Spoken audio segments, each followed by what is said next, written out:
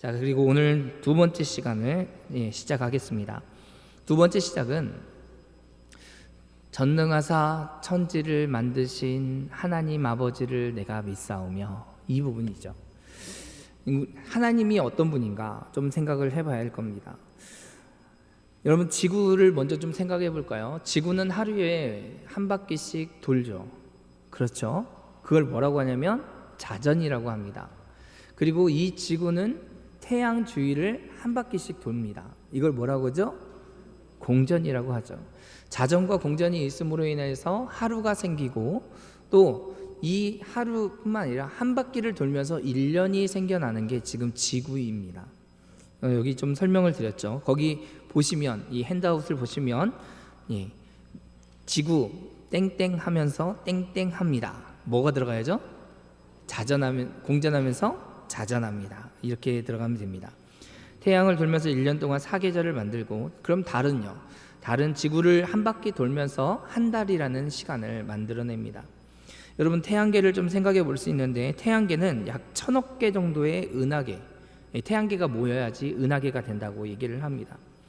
그러니까 우주에 있는 별들은 대략 얼마 정도 될까요? 많습니다. 대략이라고 하기에 우리가 너무나 많아서 그냥 많습니다라고 표현하면 괜찮을 것 같아요. 우리는 이렇게 살고 있는 우주는 바닷가의 모래알처럼 좀 많은 그런 행성들로 이루어져 있는 것 같죠. 우주의 크기로 생각해 본다면 이렇게 생각해 볼 수 있습니다. 지구가 지름이 약 1만 킬로미터라고 얘기를 해요.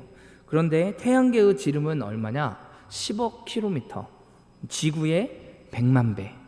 그러면 태양계가 속해 있는, 태양계가 1000억 개 정도 있어야지 되는 은하계는요, 10만 광년. 이 광년은 빛이 1년 동안 가는 시간 거리라고 하는데 얼마나 가는지 모르겠습니다.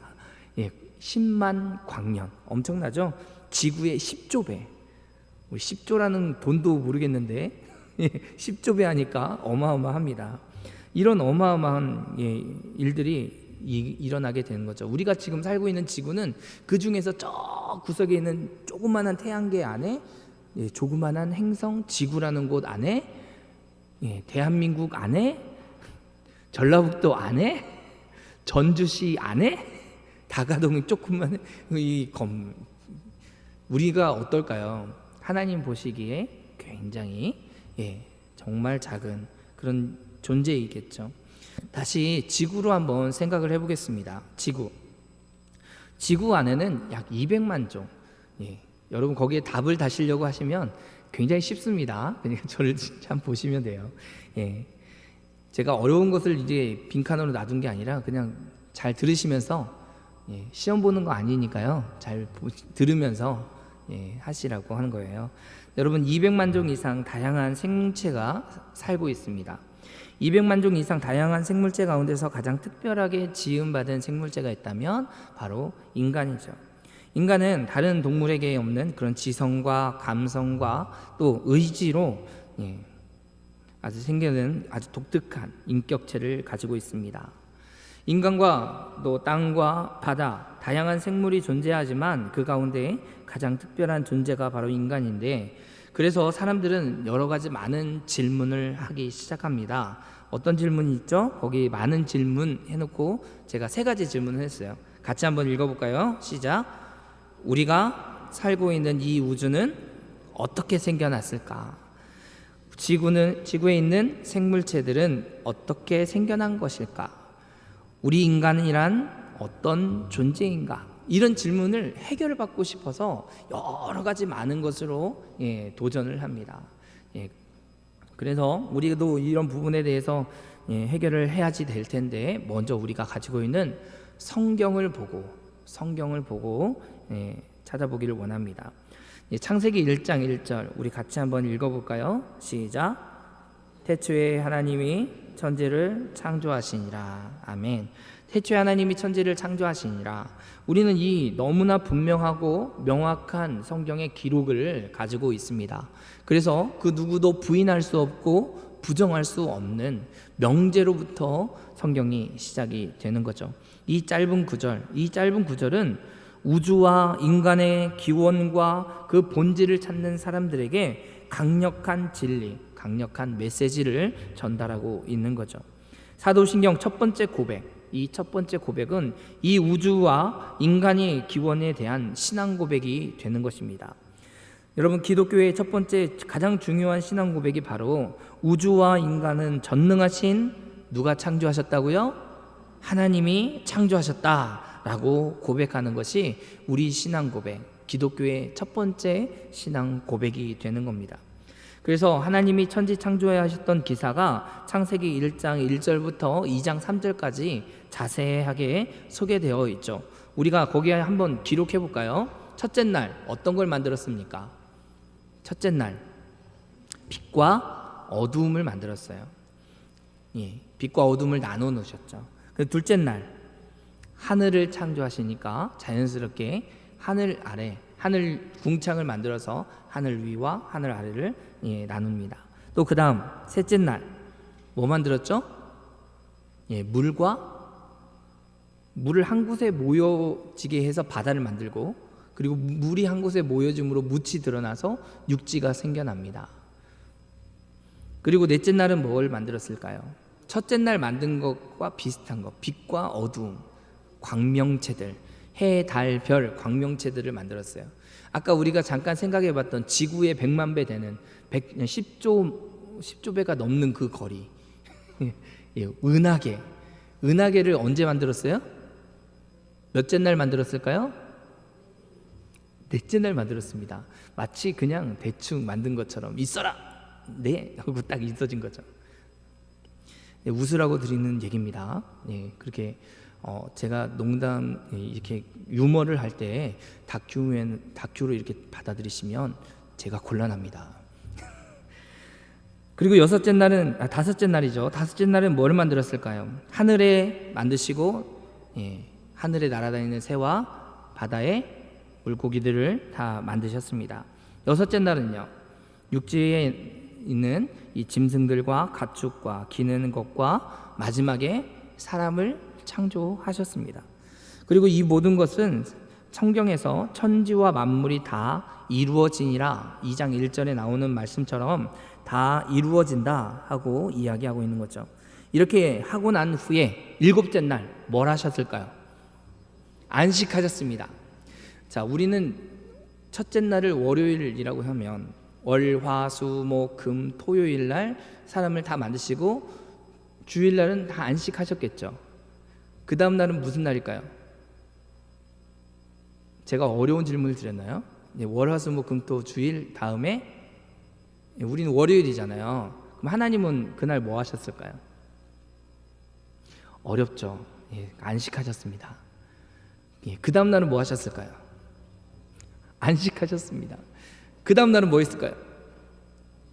다 대답할 때까지 할 겁니다. 안식하셨습니다. 그 다음 날은 뭐 했을까요? 안식하셨습니다. 대단하십니다. 여러분 정말 아시죠? 대단하십니다.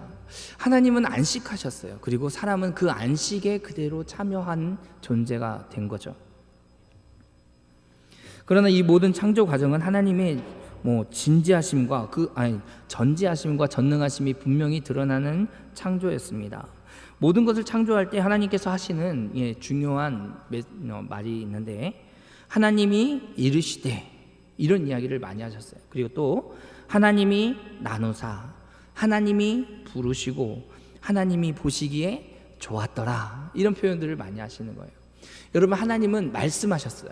그리고 그 말씀대로 모든 것들이 다 지어졌습니다. 딱 한 존재, 사람만 그 형상을 만드시고 그 코에 생기를 불어넣어 사람에 만드신 거죠. 우리가 이것을 생각해 보면 지구를 만드신 하나님, 그리고 그 지구 위에 사람을 하나님의 형상대로 만드시고, 또 우리가 성경을 읽어보면 하나님 모든 것을 다스릴 수 있도록 하나님께서 또 통치의 권한을 주십니다. 하나님이 창조한 세계의 질서 있게 세계를 창조하시고 하나님이 다스리는 그 권세를 누구에게 주었죠? 사람에게 준 겁니다. 우리 이런 얘기를 좀 대리 통치라고 하면 좀 안 좋은 의미가 참 많은데, 여러분 어찌 보면 하나님께서는 이 땅을 다스리는 사람에게 대리 통치할 수 있는 권세를 주신 거죠. 이해가 되십니까? 사람을 창조한 후에 하나님께서 그렇게 하셨습니다. 그런데 사람들은 이렇게 성경을 통해서 보는 것이 아니라 이제 다른 것들을 통해서 우주가 어떻게 만들어졌는지, 또 사람이 어떻게 만들어졌는지, 이 땅의 생물들이 어떻게 만들어졌는지를 살펴보려는 도전들이 있었어요. 그래서 범신론과 유물론들이 나타나게 됩니다. 하나님이 창조한 세계에 대해서 믿지 못하는 사람들은 범신론적 세계관, 또 유물론적 세계관을 따르고 있었던 거죠. 이 두 세계관에는 거기 빈칸을 좀 채워보는 것이 좋겠네요. 범신론이란 어떤 걸까요? 모든 만물이 하나이자 신이라고 생각하는 것입니다. 다시 한번, 범신론은 모든 만물이 하나이자 신이라고 생각하는 것을 말합니다. 이들이 말하는 이 신은 유일하신 하나님이라고 얘기하는 것이 아니라 자신들이 추상적인 하나의 정신을 가리킨다고 얘기해요. 범신론에서 얘기하는 것. 그래서 이들은 하늘과 땅, 또 돌멩이와 풀, 인간 등 모든 우주의 만물들, 이것들이 신이라고 부르는 것이기 때문에 우주 만물의 거대한 유기체로 생각하고 있습니다. 고대 동양의 사상들이 바로 이런 범신론을 기초로 하는 것이었어요. 한편 이 유물론은 좀 어떤 걸까요? 여러분, 유물론은 모든 만물을 하나이자 물질이라는 것을 얘기합니다. 모든 만물이 하나이자 물질이라는 것입니다. 하나이고 물질만 쓰시면 되겠죠. 여러분, 모든 만물은 물질이 가장 작은 단위 원자로 환원됩니다. 그리고 현대의 양자 물리학처럼 원자도 수백 종의 소립자로 분리할 수 있습니다. 좀 어려운 말이 나오죠. 원자, 소립자. 그냥 넘어가셔도 됩니다. 모든 소립자는 모두 에너지에 해당됩니다. 좀 알기 쉬운 에너지라는 얘기가 나오죠. 따라서 우주는 결국 에너지의 총체일 뿐입니다 라고 주장하는 이론이 바로 유물론입니다. 유물론. 모든 것은 다 에너지입니다. 이렇게 얘기하는 거죠. 논리적으로는 인간도 비인격적인 존재와 또 우연의 시간일 뿐이라고 얘기하는 것이 이 두 이론의 공통점이다라고 얘기할 수 있습니다. 뒷장으로 넘어가면 될 것 같아요. 그래서 두 이론의 공통점 4가지를 제가 기록해 놨어요. 여러분 가지고 있는 것은 좀 빈칸이 있을 텐데, 첫 번째, 인격적인 창조주를 믿지 않는다는 것이 첫 번째 공통점입니다. 그리고 인격적인 창조주를 믿지 않는다는 것, 이것이 첫 번째 공통점. 그리고 두 번째 공통점은 우주와 만물과 또 인간이 결국 하나라고 생각하는 것, 이것이 두 번째 공통점이에요. 그리고 세 번째 공통점은 모든 만물은 그저 존재할 뿐 목적과 의미가 없다고 생각하는 것이 세 번째 공통점입니다. 그리고 마지막 4번째 공통점은 뭐냐면 인간의 독특성인 인격에 대해 어떤 설명도 할 수 없다는 겁니다. 인격에 대해서 이 두 이론은 어떤 설명도 할 수가 없어요. 이렇게 2가지 사상 속에는 인간의 존엄성, 또 인격, 그리고 인생의 목적과 그 의미를 전혀 찾아볼 수가 없습니다. 다시 한번, 이 두 사상 속에서는 인간의 존엄성, 인격, 인생의 목적, 그리고 그 의미를 전혀 찾아볼 수가 없습니다. 그래서 우리가 믿고 있는 기독교 안에서는 창조주 하나님이 무한하신 인격을 가지신 분이라는 것을 신앙 고백에 담고 있는 거죠. 그래서 첫 번째, 우리가 어떻게 얘기를 고백합니까? 신앙 고백할 때 전능하사 천지를 만드신 하나님 아버지 내가 믿사오며, 이렇게 얘기하는 거죠.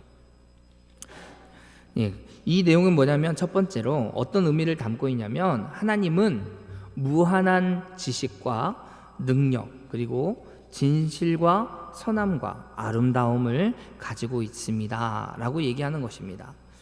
그래서 우주와 만물은 하나님의 지혜와 능력과 선함을 따라서 만드신 것입니다. 그리고 우주와 인간은 무한히 인격적인 하나님으로부터 시작되었습니다 하는 고백이 이 고백 안에 담겨져 있는 것입니다. 또 두 번째로 어떤 의미가 있냐면 창조주 하나님과 창조물인 우주 만물은 엄격하게 구별됩니다 라는 것이 첫 번째 고백에 담겨져 있습니다. 그래서 우주는 창조주 하나님과 절대적인 구별이 존재하고 그 차이가 분명히 있습니다. 제가 거기 안에 하나님은 하고 우주는 하고 해놓은 게 있죠. 보십니까? 보이시죠? 하나씩 보겠습니다. 하나님은 어떤 분이죠? 스스로 존재하는 분인데 우주는요? 의존적입니다. 다른 행성이 존재하지 않으면, 예를 들어서 지구와 달을 생각해 볼게요. 서로 보이지 않는 힘이 있습니다. 이것을 뭐라고 하죠? 그런 힘이 있어요. 서로 끌어당기는 힘. 그 끌어당기는 힘이 한쪽이 너무 크면, 지구가 달을 더 세게 끌어당기면 달이 지구로 당겨져서 어느 순간에는 둘이 탕 부딪혀서 큰일 나겠죠. 여러분, 지구가 태양 주위를 돌아가고 있는데 이 원심력이나 또 지구를 당기는 인력이 어느 쪽이 더 세면, 만약에 돌아가는 힘이 더 세다 그러면 지구는 어떻게 될까요? 그 궤도에서 통 튕겨져 나갈 겁니다. 그러면 우리가 살 수 있는 공간이 아니라 점점 어떻게 될까요? 추워져요. 또 그것이 좀 더 세가지고 태양이 지구를 더 끌어당기면 어떻게 될까요? 아직 그런 상황이 아니어서 잘 모르시나요? 뜨거워집니다. 살 수가 없어요. 우리는 다 여기가 아니라 지하에 이 땅속에서 살아야지 되는, 뜨거우니까 뜨거움을 피해서. 여러분, 그래서 행성들은 서로가 있지 않으면 존재할 수 없는 의존적인 부분이 있습니다. 하나님은 또 자족하시는 분이죠. 스스로 만족할 수 있습니다. 그러나 우주는 어떻습니까? 스스로 만족하지 않고 불만족한 존재이죠. 하나님은 무한하십니다. 하지만 우주는 유한합니다. 하나님은 또 영원하시지만 우주는 그 시간 안에 제약을 받습니다.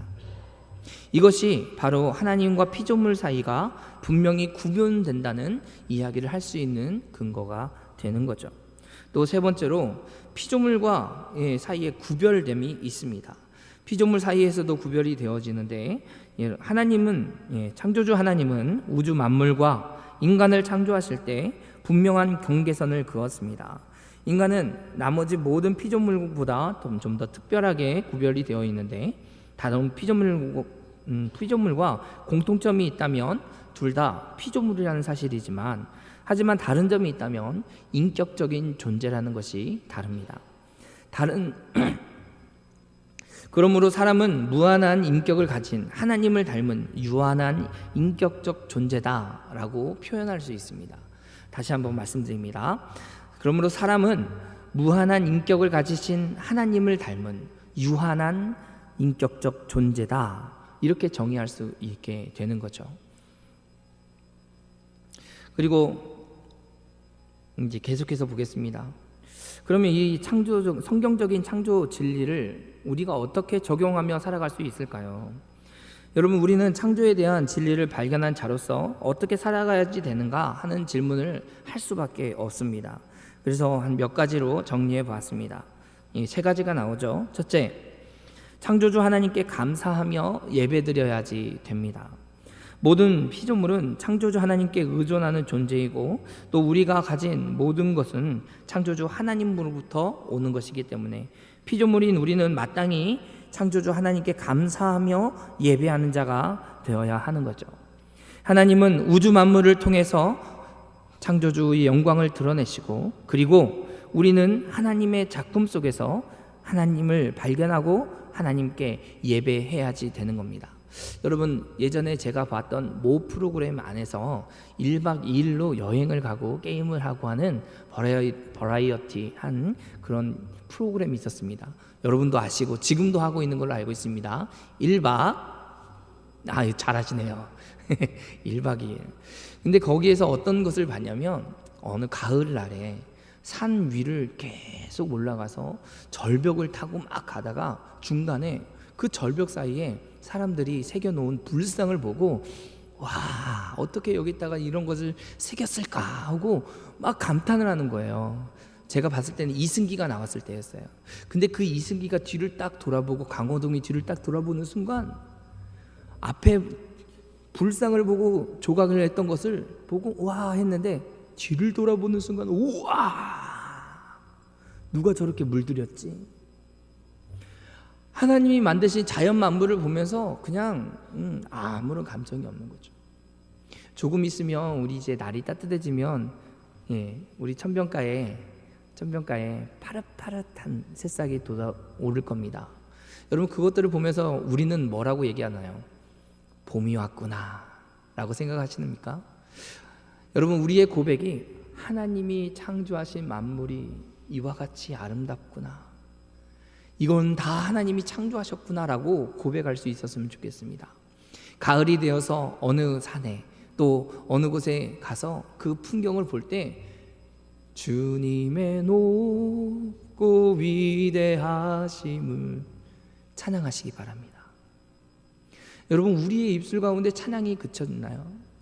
우리가 하나님을 보면서 하나님께 예배드려야지 되는 자인데, 하나님께 감사해야지 되는 자인데, 온 우주 만물을 창조하신 하나님 모든 것들을 바라보면서 우리는 우리 심령 가운데 하나님께 창조하신 하나님께 감사가 어느덧 사라졌습니다. 하나님께 예배해야지 되는 것이 의무처럼 여겨지고 예배를 드리는 것이 습관처럼 여겨져서 여러분 우리를 오히려 올가매고 있을 때가 더 많은 거죠. 우리 믿음의 선배들은 그렇게 살지 않았던 겁니다. 우리를 창조하신 하나님, 그 하나님을 만나는 예배의 자리, 그러니까 감사가 넘쳐야 될까요? 아니면 의무감으로 참석해야지 될까요? 이건 여러분 스스로에게 대답을 하십시오. 그리고 예배 시간마다 이걸 기억하십시오. 하나님, 나를 창조하셨군요. 하나님, 나를 창조하셔서 이곳에 불러주셨군요. 하나님, 나를 창조하셔서 하나님의 자녀로 나를 부르셨군요. 감사합니다. 예배의 시간마다 이 감사의 고백이 끊이지 않기를 주님의 이름으로 축원합니다. 두 번째, 감사합니다. 이런 반응이 나올지는 상상은 했는데 기대는 안 했거든요. 두 번째로, 신자와 불신자를 막론하고 모든 사람은 하나님의 형상을 가진 존재로 존엄성을 가지고 있다는 것을 인정하고 살아가야지 됩니다. 하나님의 형상을 가진 존재, 여러분 우리가 하나님의 형상을 가진 존재라는 것을 이해해야지 되고 인정해야지 됩니다.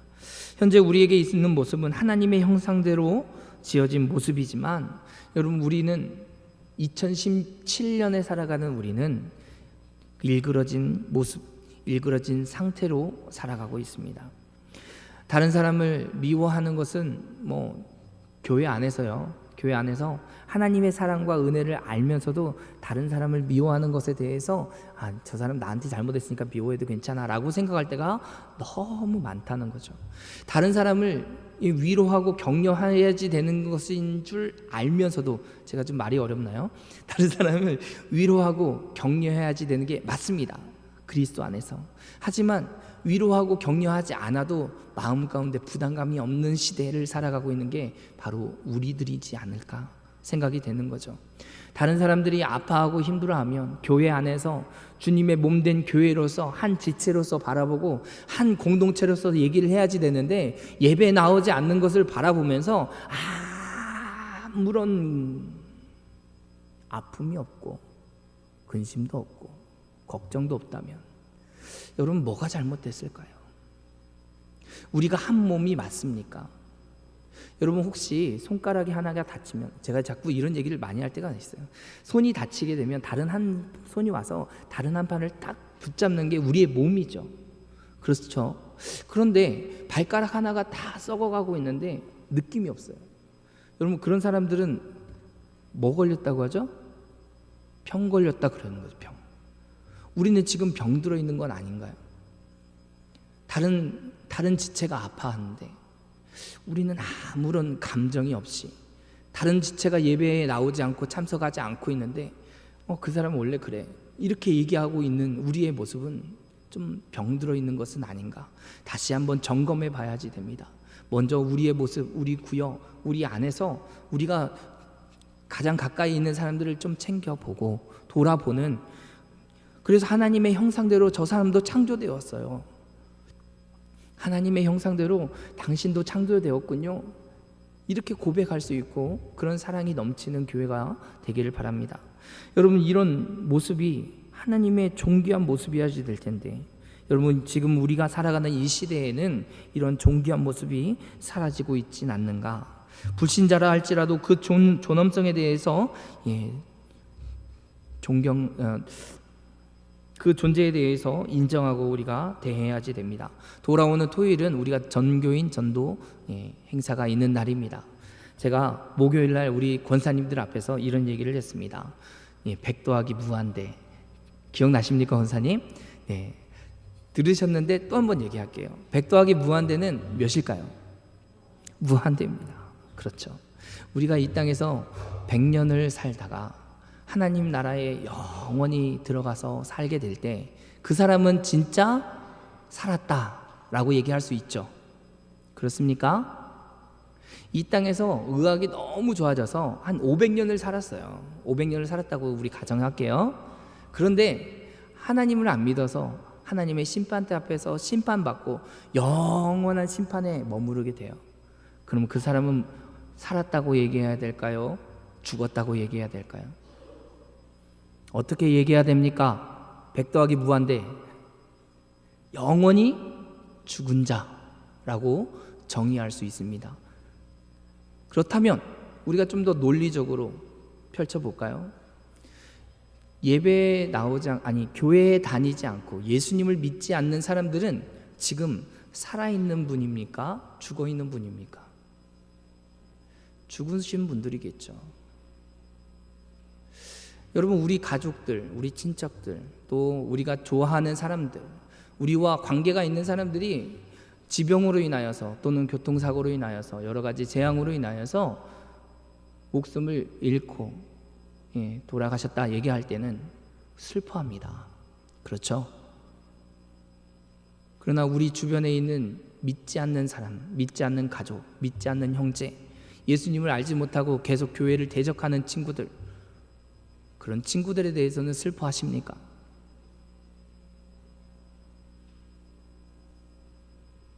우리는 어디가 뭔가가 잘못 끼워져 있는 퍼즐과 같아요. 우리가 진짜 아파야지 될 개념들에 대해서는 잘 모르고 예수 믿고 구원받아서 하나님 나라에 가신 분들은 육적인 그런 슬픔은 있으나 영원한 그 나라에 있기 때문에 장차 만날 것을 소망하며 우리가 살아갑니다. 하지만 예수님 믿지 않는 사람들은요, 영원히 죽어있는 저들은요, 그들이 내 친구라면, 내 가족이라면, 내 형제라면, 내 자녀들이라면 어떻게 해야지 될까요? 하나님의 형상대로 창조받았는데 하나님을 알지 못하고 죽는 저들을 우리가 잘 생각해보고 그들에 대하여 슬퍼하는 마음을 갖고 그들을 향하여 애절하게 간절하게 생명을, 예수 그리스도를 믿으면 구원을 받는다는 이 복음을 가지고 전하길 원합니다. 그런 저와 여러분이 되기를 주님의 이름으로 축원합니다.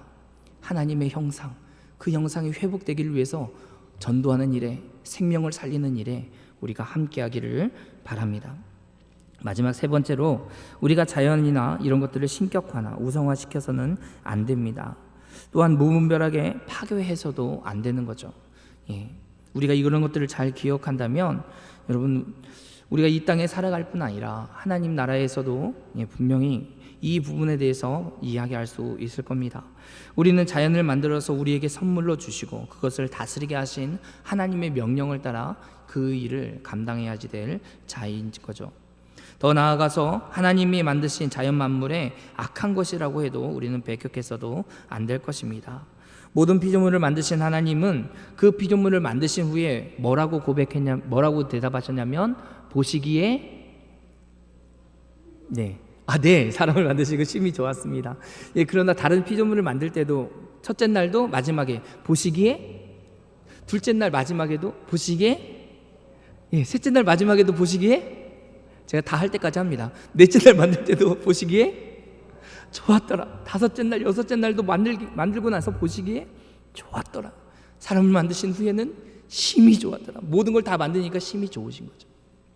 사람 살기에 가장 적당한 지구가 창조되었을 때 그것을 보시고 심히 좋아하셨습니다.